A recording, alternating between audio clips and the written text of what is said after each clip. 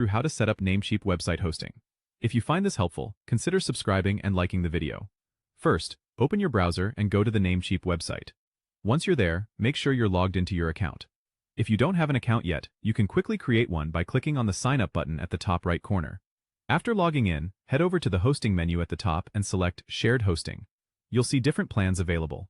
Choose the plan that best fits your needs by clicking the Get Started button under your preferred plan. Next, you'll be prompted to select a domain name.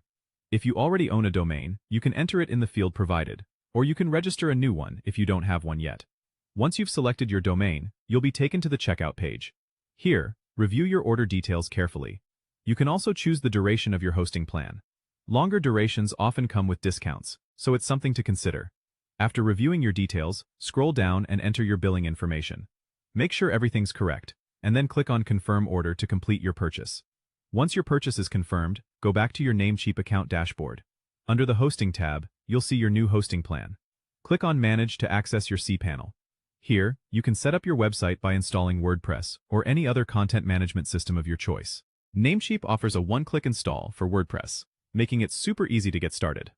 Just click on the WordPress icon in the cPanel, follow the instructions, and your website will be up and running in no time. Don't forget to subscribe and comment if this helped you out.